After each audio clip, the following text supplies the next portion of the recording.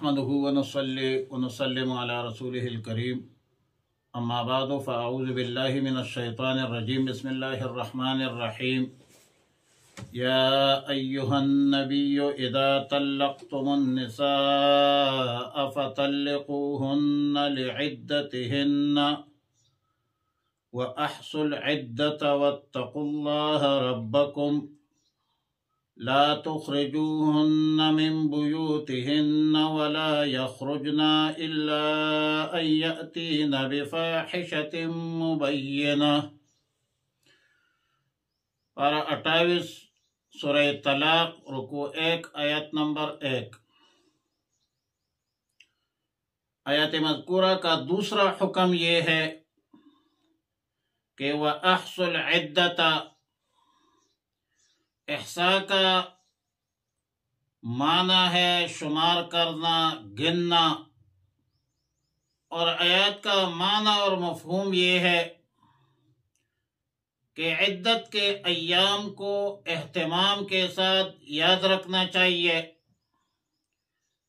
ایسا نہ ہو کہ بھول میں پڑھ کر اختتام عدت سے پہلے ہی ختم سمجھ لے کہ عدت ختم ہو گیا، اور یہ ذمہ داری ایام عدت کو گننا، شمار کرنا، محفوظ رکھنا، یہ مرد اور عورت میں مشترک ہے۔ خطاب اگرچہ مردوں کو ہے، لیکن طبعاً اور ضمناً عورتوں کو بھی یہ حکم اور خطاب شامل ہے، اور ظاہر ہے کہ عورتوں میں غفلت غالب ہوتی ہے، تو مردوں کو اس عدت کو یاد رکھنا، شمار کرنا چاہیے، اور اس کا اہتمام مردوں کو کرنا چاہیے۔ قذافی تفسیر مدارک۔ آیات مذکورہ میں تیسرا حکم یہ ہے کہ لا تخرجوہن من بیوتہن، ان عورتوں کو ان کے گھروں سے مت نکالو، اور یہ عورت خود بھی مت نکلے۔ ولا یخرجن، نہ اس مطلقہ معتدہ کو مرد نکالے، اور یہ مطلقہ عورت خود بھی مت نکلے۔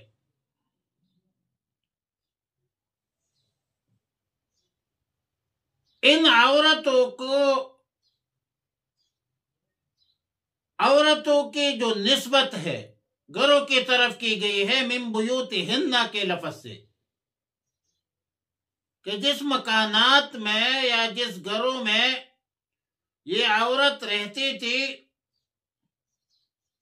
اس کی نسبت، اس مکانات کی نسبت اس عورت کی طرف کر کے اشارہ اس طرف ہے کہ عورتوں کے لیے حق سکنا، قیام، طعام، تحفظ، یہ مرد کی ذمہ داری ہے۔ اب ظاہر ہے کہ حق سکونت جو ہے یہ عورت کو حاصل ہے، اور اس سکونت کو بحال رکھنا ضروری ہے۔ یہ کوئی احسان نہیں ہے، ادائی واجب ہے، اور ظاہر ہے کہ بیوی کے حقوق میں سے ایک حق سکنا بھی ہے۔ تو آیات مذکورہ میں یہ بتلا دیا کہ حق سکنا طلاق دینے سے ختم نہیں ہوتا، بلکہ ایام عدت تک یہ عورت ابھی اپنے اسی گھر میں رہنے کا استحقاق رکھتی ہے۔ عدت سے پہلے گھر سے نکال دینا یہ ظلم ہے، یہ حرام ہے، اور اسی طرح ایک عورت کا بذات خود بخود گھر سے نکلنا بھی حرام ہے۔ لا تخرجوہن من بیوتہن ولا یخرجنا، کیونکہ ایام عدت اسی مکان میں گزارنا یہ اللہ کا حق ہے، من جانب اللہ، حکم الہی ہے، اللہ کا حکم ہے بس، جو ایک معتدہ پر لازم ہے، واجب ہے۔ وہذا مذہب ابی حنیفہ الغرہ رحمہ اللہ تعالی، قرآن کی صریح آیت ہے۔ چوتھا حکم استثناء کا ہے کہ الا ان یاتینا بفاحشۃ مبینہ، مطلقاً معتدہ مطلقہ کو، مطلقہ نہیں کہتا، مطلقاً علی الاطلاق، مطلقہ معتدہ کو گھر سے نکالنا تو ظاہر ہے ناجائز ہے، حرام ہے، ظلم ہے، مگر اس میں ایک صورت مستثنیٰ ہے کہ عورت کلی بے حیائی پر اتر جائے۔ اب فاحشۃ مبینہ سے مراد کیا ہے؟ سیدنا عبداللہ ابن عمر رضی اللہ تعالیٰ عنہما، سیدنا ابن صائب، ابراہیم نخعی، اور اس کو اختیار کیا ہے امام ابو حنیفہ رحمہ اللہ تعالیٰ نے۔ پہلا قول اس میں یہ ہے جو ان حضرات کا قول ہے، عبداللہ ابن عمر کا قول ہے، ابراہیم نخعی کا قول ہے، ابن صائب کا قول ہے، امام ابو حنیفہ کا قول ہے کہ فاحشۃ مبینہ سے مراد ایک معتدہ کا گھر سے خود بخود نکلنا مراد ہے،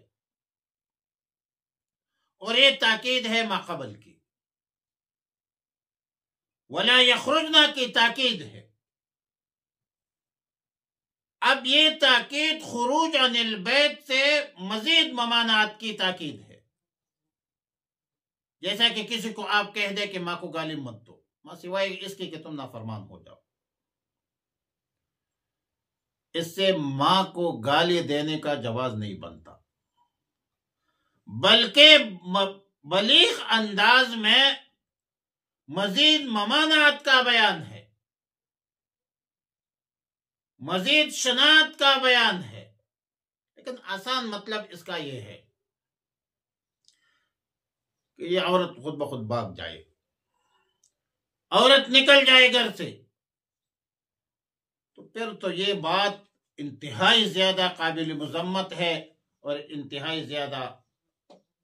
غلیظ بات ہے۔ فاحشۃ مبینہ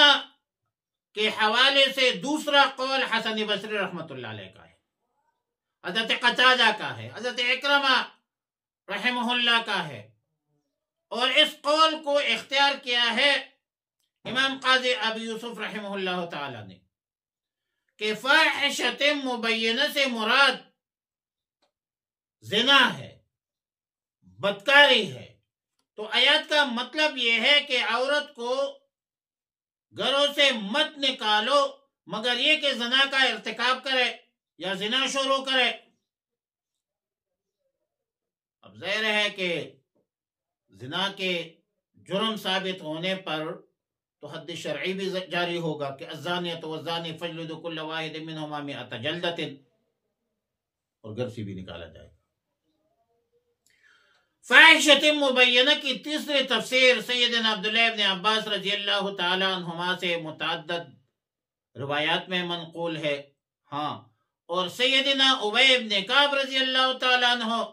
اور عبداللہ ابن مسعود رضی اللہ تعالیٰ عنہ کی قرات میں یہ بھی ہے کہ الا ان یفحش، کہ فاحشۃ مبینہ سے مراد زبان درازی ہے، لڑائی ہے، جھگڑے ہے۔ تو آیات کا مطلب یہ ہے کہ مطلقہ معتدہ کو گھر سے نکالنا ناجائز ہے، ظلم ہے، اور ایک معتدہ مطلقہ کا خود بخود نکلنا ناجائز ہے، نافرمانی ہے حکم الہی کے، ما سوائے اس صورت کے کہ عورت بد زبانی پر اتر جائے، بد کلامی پر اتر جائے، لڑائی جھگڑوں پر اتر جائے، فحش کلامی پر اتر جائے تو پھر یہ اپنے مکان میں نہیں رہ سکتے، اس کو اس مکان سے نکلنا پھر ٹھیک ہے۔ وعلی کل حال آیات کریمہ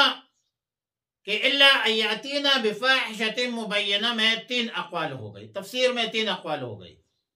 پہلا قول فاحشۃ مبینہ کی تفسیر یہ ہے کہ عورت خود بخود عدت کے گھر سے نکل جائے۔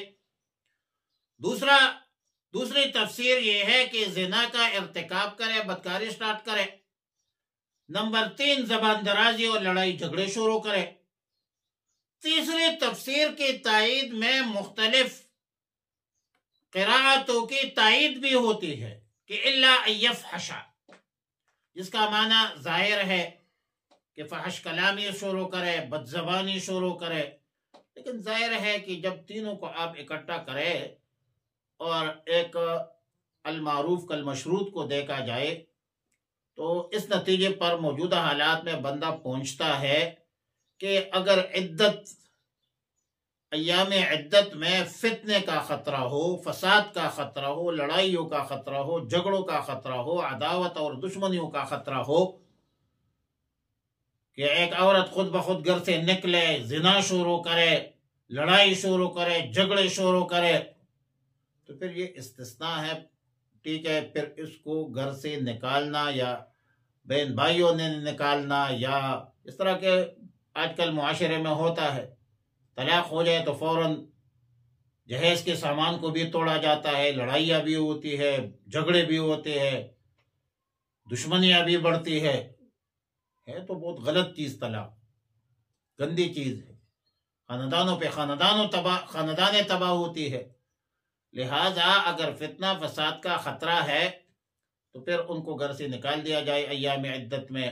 ورنہ عام روٹین میں، عام حالت میں عورت کا نکالنا بھی ظلم ہے، حرام ہے، اور عورت کا نکلنا بھی حرام ہے۔ لیکن آج کل کے حالات جو تفاسیر کے مطابق ہے کہ فحش کلامی ہے، بد زبانی ہے، لڑائیاں جھگڑے ہے، تو استثناء آج کل کے دور میں زیادہ مؤثر بھی ہے اور ظاہر ہے کہ فسادات اور فتنوں کے انسداد بھی ہے۔ اللہم ربنا تقبل منا انک انت السمیع العلیم وتب علینا یا مولانا انک انت التواب الرحیم۔ اللہم احسن عاقبتنا فی الامور کلها واجرنا من خزي الدنیا وعذاب